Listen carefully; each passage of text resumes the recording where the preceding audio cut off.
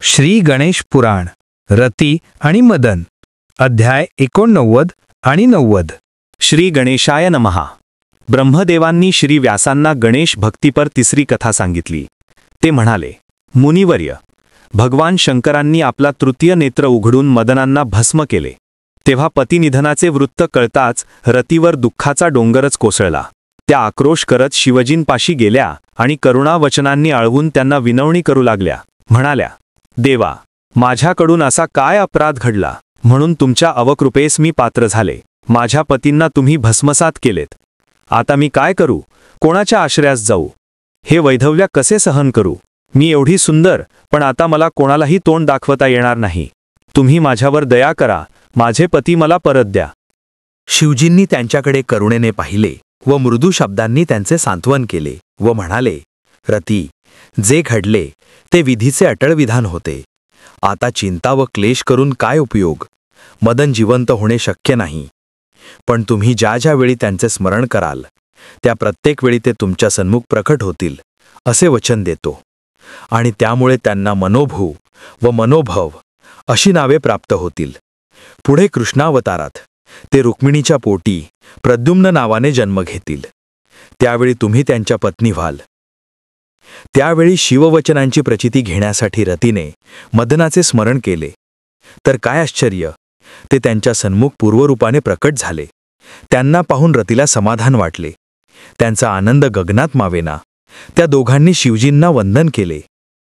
तेव्हा मदन म्हणाले, देवा, मी पार्वती देवीच्या सांगण्यावरून तुमची समाधी भंग केली होती।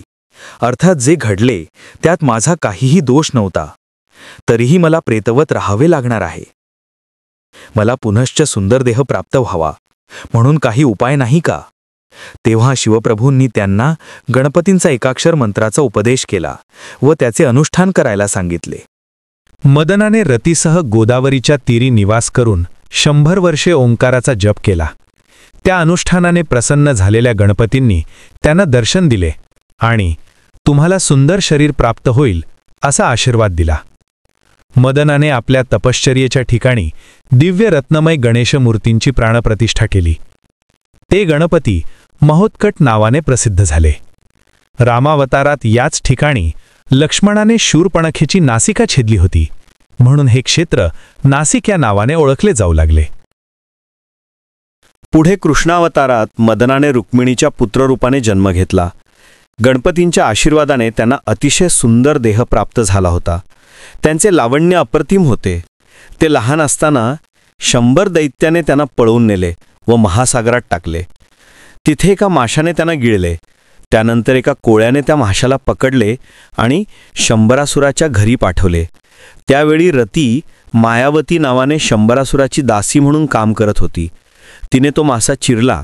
त्याच्या उदरात एक तेजस्वी बालक पाहून तिला मोठे नवल वाटले। तिने त्या बालकाचा गुप्तपणे सांभाळ केला। त्या बालकाला अनेक मायावी विद्या शिकवल्या। कालांतराने महर्षी नारदांनी मायावतीची भेट घेतली। त्यांना प्रद्युम्नाच्या जन्माचे रहस्य सांगितले।